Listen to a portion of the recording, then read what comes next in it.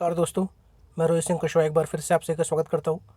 दोस्तों, आज हम लोग रीवा संभाग का जो चौथा ज़िला है सिंगरौली, उसको देखेंगे। तो सिंगरौली जो कि एक ज़िला मुख्यालय है और इसका जो संभाग है वो रीवा संभाग है। इसका मुख्यालय वैढ़न में है। इस मैप में आप देखिए, जो सिंगरौली है बिल्कुल आपका पूर्वी छोर है मध्य प्रदेश का, और ये छत्तीसगढ़ और उत्तर प्रदेश से अपनी सीमा साझा करता है। अगर ज़िलों में बात करें तो ये रीवा और सीधी से अपनी सीमा लगा रहा है।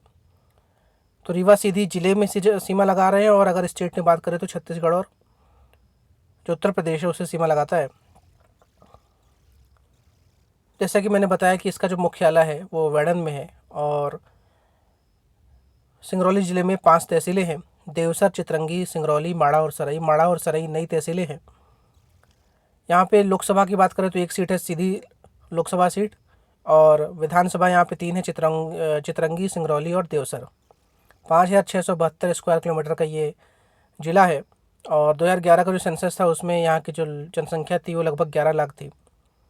यहाँ का जनसंख्या घनत्व यानी प्रति स्क्वायर किलोमीटर में कितने लोग रहते हैं वो 210 हैं, और लिटरेसी रेशियो जो उनका साक्षरता दर है वो भी ठीक ठाक है, 62% यहाँ पे लोग साक्षर है, और सेक्स रेशियो भी 916 है। अब बात कर लेते हैं सिंगरौली के इतिहास की। तो जैसे कि एक नया ज़िला है, ये मध्य प्रदेश का 50वां ज़िला था। इसको सीधी से अलग करके बनाया गया था 24 मई 2008 को, और इसका मुख्यालय वैढ़न में है। वैढ़न को मध्य प्रदेश की ऊर्जा राजधानी भी कहते हैं। क्यों कहते हैं हम बात आगे करेंगे। और सीधी से 3 तहसीलें निकाली गई: सिंगरौली, देवसर और चितरंगी, और इनको मिला के सिंगरौली ज़िला बनाया गया। अभी हम देख रहे हैं कि यहाँ 5 तहसीलें माड़ा और देवसर हैं, उनको देख लेते हैं आगे क्या है, कब आई हैं वो। तो जैसा कि मैंने बताया कि ये उत्तर प्रदेश और छत्तीसगढ़ से अपनी सीमा साझा करता है। उत्तर प्रदेश में सोनभद्र ज़िला इससे सीमा लगाता है, और सोनभद्र ज़िला जो है ये सबसे ज़्यादा राज्यों से सीमा लगाने वाला ज़िला है। सिंगरौली को हम भारत की और मध्य प्रदेश की भी एनर्जी कैपिटल कहते हैं। इसका नाम सिंगरौली क्यों पड़ा ये देख लेते हैं। तो इसका जो पुराना नाम था वो था श्रृंगावली, और ये नाम इसे मिला था एक ऋषि से। उनका नाम था श्रृंगी ऋषि। ये जो इलाका था, ये जो रीवा स्टेट था, उनके द्वारा इलाका रूल किया जाता था। और रीवा जो राजा था वो यहाँ पे जो लोगों को दंड देना होता था, या फिर ऐसे सिविलियंस या ऑफिसर्स जो लोग रीवा राजा की बात नहीं मानते थे, उसको यहाँ पे दंडित करता था। और ऐसा वो इसलिए करता था क्योंकि यहाँ पे जो जंगल थे काफ़ी घने थे, और यहाँ पे काफ़ी डेंस फॉरेस्ट थे, और ये सब चीज़ें एक तरह से उसके लिए परफेक्ट प्लेस थी किसी को दंडित करने के लिए। लेकिन आज यहाँ ऐसा नहीं है, क्योंकि आज यहाँ के अधिकतर जंगल काट लिए गए हैं। क्योंकि जो सिंगरौली है, जिसको हम बार बार कह रहे हैं कि ये मध्य प्रदेश और भारत की ऊर्जा राजधानी है, वो इसलिए कह रहे हैं कि यहाँ पे इतना ज़्यादा कोयला निकलता है, और जिसकी वजह से यहाँ पे कई सारे थर्मल पावर प्लांट भी लगे हुए हैं। तो 1800 से यहाँ पे 3 अलग अलग रियासतें राज कर रही हैं। एक तो आपका जो रीवा राजा है वो, जिसके बारे में हमने बात कर ली है रीवा के उसमें ज़िले में। दूसरा यहाँ पे एक चंदेल राजाओं की शाखा थी, उसका नाम था बर्दी खटाई, इनका शासन था यहाँ पे। और तीसरा जो मड़वा के राजा साहब थे, उनका यहाँ पे शासन था। तो जो बर्दी खटाई के राजा थे, राजा कानदेव सिंह, वो अपनी जो पुश्तैनी हवेली थी उसमें काफ़ी समय तक रहे थे। इनकी पुश्तैनी हवेली सोन नदी के किनारे थी, और ये भारतीय जनता पार्टी के भी एक्टिव मेंबर रहे। यहाँ पे आपको एक नदी मिलेगी, रिहंड नदी, जो कि बाद में आगे चल के सोन नदी में मिल जाती है। और इसी नदी पे एक डैम बनाया गया है जिसका नाम है गोविंद वल्लभ पंत सागर डैम। इसकी शुरुआत 1962 में हमारे देश के प्रथम प्रधानमंत्री पंडित जवाहरलाल नेहरू ने रखी थी, और बाद में इस इलाके में धीमे धीमे पता चला कि यहाँ पे काफ़ी ज़्यादा कोयले का रिज़र्व है, डिपॉजिट है। और अभी ऐसा अनुमान है कि लगभग 2200 स्क्वायर किलोमीटर में यहाँ पे कोयले का डिपॉजिट, और यहाँ पर जो कोयला मिलता है वो लिग्नाइट क्वालिटी का मिलता है। तो सीधी ज़िले का जो पूर्वी हिस्सा है, यूपी का जो सोनभद्र वाला ज़िला है वहाँ पे, और जो सिंगरौली पूरा है, यहाँ पे आपको कोयले के काफ़ी अच्छे रिजर्व मिले हैं। 2008 में 24 मई को, जैसा कि तत्कालीन मध्य प्रदेश सरकार ने घोषणा की कि सीधी से एक नया ज़िला बनाया जाएगा सिंगरौली, और सिंगरौली, चितरंगी और देवसर 3 तहसीलों को मिलाकर एक नया जिला सिंगरौली बनाया गया। और 1 अप्रैल 2012 को माड़ा और सराई 2 नई तहसीलें बनाई गई। तो कुल आज वर्तमान में सिंगरौली ज़िले में 5 तहसीलें हैं। यहाँ पे वेढ़न से करीब 32 किलोमीटर की दूरी पे एक माड़ा नाम की जगह है, जहाँ पे 7वीं 8वीं शताब्दी की जो रॉक कट केव्स हैं, मतलब चट्टानों को काट कर यहाँ पे गुफाएं मिली हैं। और इसमें विवाह माड़ा, गणेश माड़ा, शंकर माड़ा, रावण माड़ा आदि फेमस ही हैं। हम जो टूरिस्ट लोकेशन है सिंगरौली का, उसमें इनको अच्छे से देखेंगे। और यहाँ पे आपको कई सारे पर्वत मिलेंगे, जैसे रानी माची पर्वत, धौलागिरी पर्वत और गौरा पहाड़ पर्वत। और यहाँ पे आपको कई सारी मेसोलिथिक एज की मैक्रोलिथिक इम्प्लीमेंट्स मिलेंगे, मतलब ऐसे केव्स मिलेंगे जहाँ पे जो आपका मध्य पाषाण युग है उससे जुड़े हुए यहाँ पे पेंटिंग्स बनी हुई हैं। ये सब दर्शाता है कि ये जो इलाका है यहाँ पे कई सदियों से लोग यहाँ पे निवास कर रहे थे। अब यहाँ की जोग्राफी की बात कर ले हमने, वैसे कर ही ली है कि ये उत्तर प्रदेश से अपनी सीमा साझा करता है। वो जो ज़िला है उत्तर प्रदेश का वो है सोनभद्र, और छत्तीसगढ़ से वो सीमा लगाता है वो ज़िला है कोरिया। और रीवा जिला से ये अपनी सीमा साझा करता है और सीधी जिले से अपनी सीमा लगाता है। अब सिंगरौली के जो मिनरल रिजर्व्स हैं उनके बारे में बात कर ले। जैसा कि ये जो ज़मीन है ये काफ़ी ब्लेस्ड है मिनरल से, और ख़ासकर यहाँ पे कोयला काफ़ी प्रचुर मात्रा में मिलता है। और देश के कुछ बेहतरीन कोयला रिजर्व्स में ये आता है इसका नाम। तो यहाँ पे काफ़ी ज़्यादा कोयला मिलता है। और ये जो पूरी बेल्ट है, ये जो पुराना गोंडवाना लैंड था उसकी ये बेल्ट है। और यहाँ पे आपको कोयला के अलावा कॉपर, सैंडस्टोन, गिट्टी, मुरम आदि भी मिनरल्स मिलते हैं। और इसी वजह से यहाँ पे देखा गया कि सिंगरौली में आपको सबसे ज़्यादा, अगर प्रोड्यूस की बात करें तो यहाँ प्रोड्यूस क्या होता है, यहाँ पे खनिज प्रोड्यूस होता है। और यहाँ पे बहुत सारी ऐसी फैक्ट्रियाँ हैं जो कि मिनरल्स के एक्सकवेशन में लगी हुई हैं और उससे जुड़ी हुई जो चीज़ हैं उसको बनाने में लगी हुई हैं।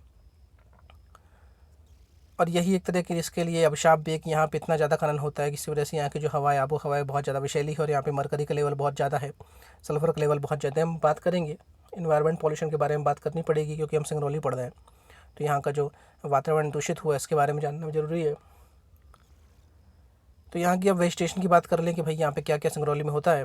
तो यहाँ पे आपको देखा गया है कि जैसे सबसे ज़्यादा तो यहाँ पे माइनिंग होता है, और उसके बाद बहुत सा एरिया अभी भी यहाँ पे जो कि काफ़ी डेंस फॉरेस्ट कवर में है। लगभग 11,841 हेक्टेयर का जो एरिया अभी भी फॉरेस्ट कवर में है, लेकिन बहुत इसके पहले बहुत ज़्यादा एरिया फॉरेस्ट कवर के अंदर था। बहुत सारा यहाँ पर जंगल था, लेकिन जंगल को साफ़ करके उस ज़मीन की खुदाई करके उससे मिनरल्स निकाले आने लगे।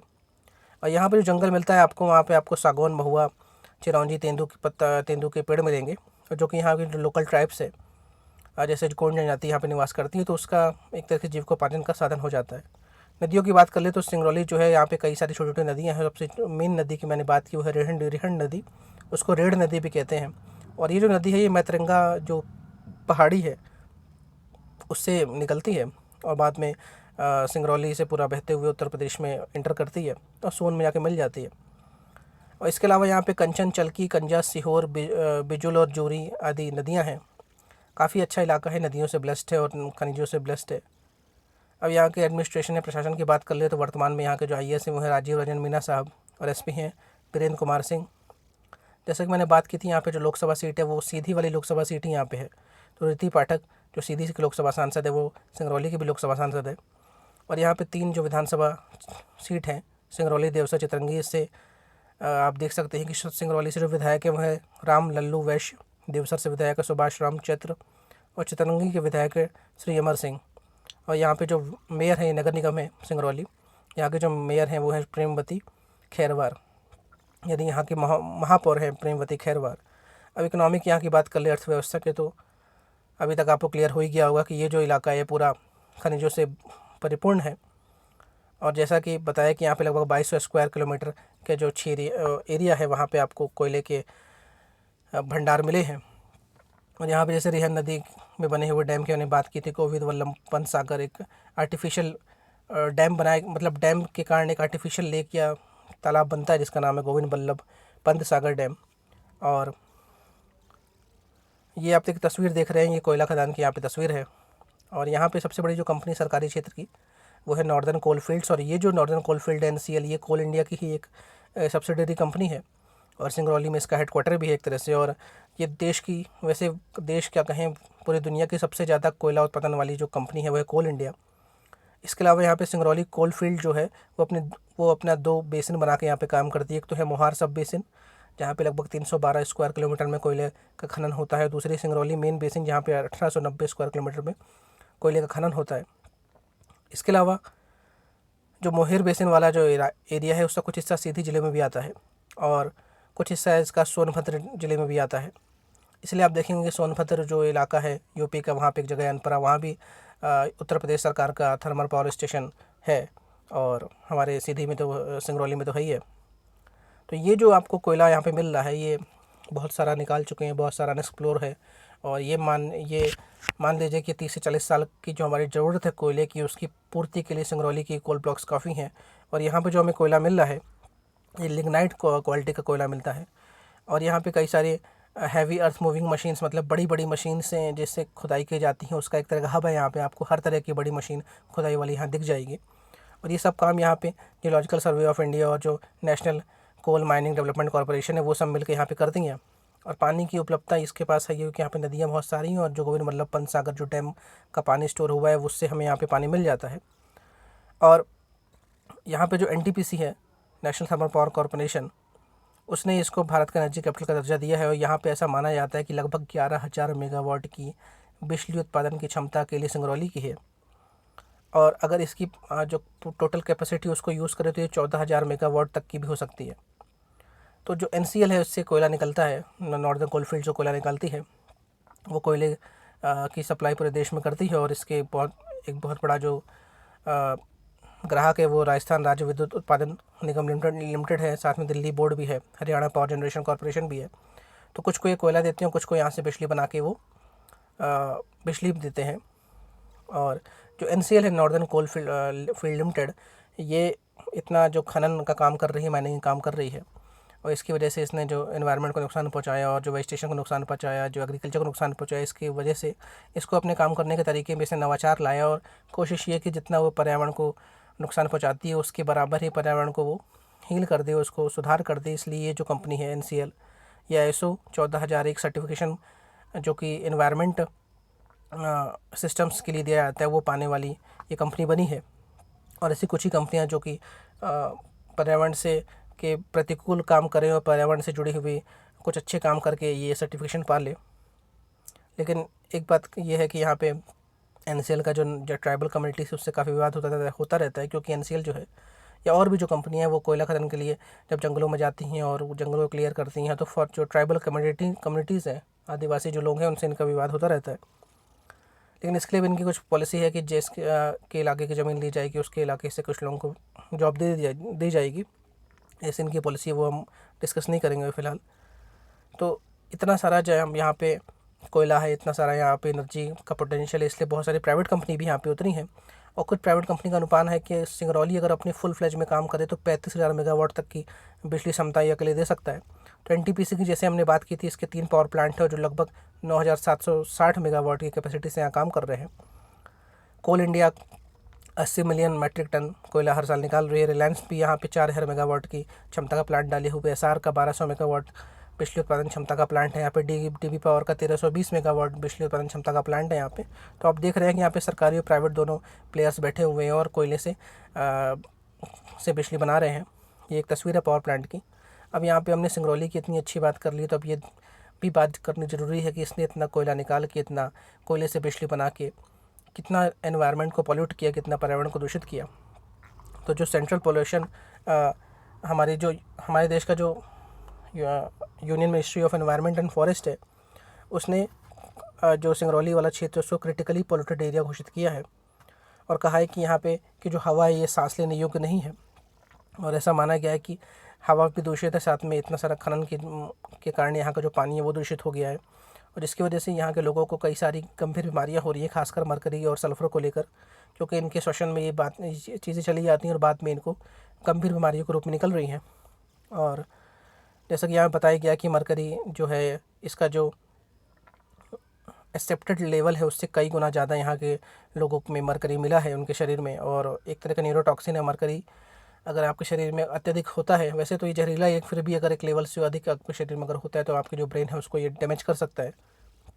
क्योंकि ये बताया गया है कि जो कोयला से हम यहाँ बिजली बनाते हैं वहाँ पे कोयले को लगभग 1100 डिग्री सेल्सियस जैसे उच्च तापमान में उसको जलाना पड़ता है, जिसकी वजह से जो कोयला है वो पूरी तरह एक तरह से बिजली तो प्रोवाइड कराता है, साथ में मरकरी और सल्फर जैसे जो वेस्ट प्रोडक्ट्स है वो निकालता है, जिससे जो आम जनमानस है यहाँ पे, जो वेजिटेशन है, जो यहाँ पे लोग हैं, उनकी जो लाइफ साइकिल है उसमें प्रतिकूल असर पड़ता है।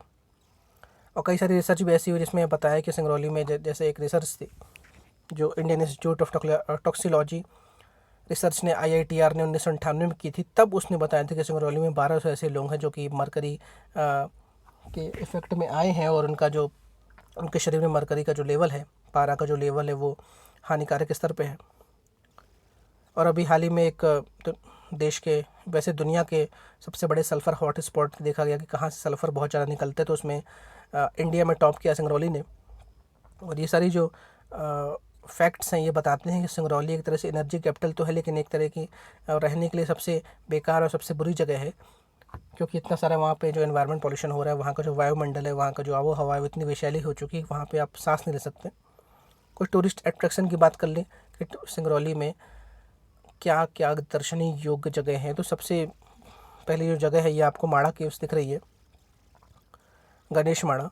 तो ये जो माड़ा केव्स ने बताया था कि जो आपका वेढ़न है वहाँ से 32 किलोमीटर की दूरी पे ये सब इलाके हैं, और 7वीं 8वीं शताब्दी कि ये जो केव्स हैं, चट्टान काट के जो गुफाएं बनाई गई हैं वो हैं।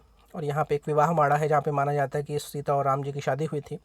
गणेश माड़ा है, शंकर माड़ा है, जलजलिया रावण है या रावण माड़ा, ये सब गुफाओं के नाम हैं। और ये गुफाएं काफ़ी दर्शनीय हैं और लगभग 1300 साल पुरानी ये गुफाएं हैं। उसके बाद ये जो तस्वीर आप देख रहे हैं ये जलजलिया माड़ा केव्स की। जलजलिया इसलिए नाम पड़ा है कि यहाँ पे ये झरना बनाता है और ये पता नहीं चलता कि ये पानी का स्रोत है कहाँ से, पानी यहाँ कहाँ से रहा है, फिर भी ये झरना है और जलजलिया माड़ा केव्स में ये मिलेगा आपको। और यहाँ पे जो पानी इकट्ठा होता है एक तरह का पूल या स्विमिंग पूल बन जाता है, लोग यहाँ पे नहाते हैं, लेकिन ये पता नहीं कि ये पानी आता कहाँ से। और यहाँ पे एक मंदिर भी है पास में जलजलिया केव्स के, जिसको माता सीता को समर्पित है, सीता कुटी नाम का जगह है वो। और यहाँ पे एक जो पानी है उसको माना जाता है कि ये कामना पूर्ण करने वाला पानी है, इसमें स्नान करने से, इसका आचमन लेने से आपकी जो भी मनोकामना पूर्ण होती है। ये एक तस्वीर है रोज़ गार्डन की और इसको डेवलप किया नॉर्दर्न कोलफील्ड्स ने। तो जैन प्रोजेक्ट टाउनशिप है यहाँ पे, उसमें ये रोज़ गार्डन है और ये काफ़ी घूमने के लिए अच्छी जगह है। और ये एक तस्वीर आप देख रहे हैं विद्यानगर की है, यहाँ पे पानी इकट्ठा है, लेक पार्क है विद्यानगर का। ये भी फैमिली फ्रेंड्स के लिए घूमने के लिए ठीक ठाक जगह है। NTPC जो विद्यानगर वाला है कैंपस, वहाँ पे ये डेवलप किया गया है। ये जो तस्वीर आप देख रहे हैं हनुमान जी टेम्पल है झिंगुरदा में, और ये जो मंदिर है काफ़ी प्राचीन मंदिर माना गया है और इसमें जो मूर्ति है वो आदि हनुमान की है। और ये जो इलाका है ये भी जो नॉर्दर्न कोलफील्ड्स का झिंगुरदा प्रोजेक्ट है उसके अधीन ये मंदिर है। और इसी के पास एक जगह और है टिप्पा झरिया, और ये माना जाता है, ये टिप्पा झरिया में से पहले एक बार बताना चाहूँगा कि जो मंदिर है हनुमान जी का, इसमें जब जो सीढ़ियाँ हैं तो कुछ सीढ़ियाँ इसमें यूपी में आती हैं, कुछ सीढ़ियाँ MP में आती हैं। तो एक तरह से MP UP बॉर्डर में है ये टिप्पा झरिया की तस्वीर है ये। और ये भी जो आपका हनुमान जी का मंदिर है उसके पास ही जगह है टिप्पा झरिया, और फेमस पिकनिक स्पॉट है ये। और ये जो पूरा इलाका हम बात कर रहे हैं नॉर्दर्न कोलफील्ड्स का झिंगुरदा प्रोजेक्ट है उसके अधीन ये इलाका है। अब कुछ और भी मंदिर यहाँ पे जैसे गायत्री मंदिर है, जैन मंदिर है, शिव मंदिर है, विद्यानगर मंदिर है, या फिर एक जैन तो मंदिर है भगवान जगन्नाथ को लेकर, एक गणेश जी का मंदिर है देवसर में। अब यहाँ पे पहुँचने के साधन है, एयर स्ट्रिप तो है नहीं यहाँ पे, सबसे पास यहाँ पे आपको जो बनारस का एयरपोर्ट है वाराणसी का वो मिलेगा, Lal Bahadur Shastri international airport. Rail से सिंगरौली रेलवे स्टेशन है, साथ में यहाँ पे 2 और रेलवे स्टेशन है जैसे बरगंवा स्टेशन और शक्तिनगर रेलवे स्टेशन। और बाई रोड से अच्छी कनेक्टिविटी, नेशनल हाईवे 75 जो है, ये पुराना नाम था, नया नाम है नेशनल हाईवे 39, इससे आप सिंगरौली पहुँच सकते हैं। और सिंगरौली चाहिए बिल्कुल पहुँचिए, देखिए और जानिए क्यों ये देश की एनर्जी कैपिटल कहलाता है ये इलाका। तो दोस्तों मिलते हैं अपने अगले वीडियो में, तब तक के लिए धन्यवाद, जय हिंद।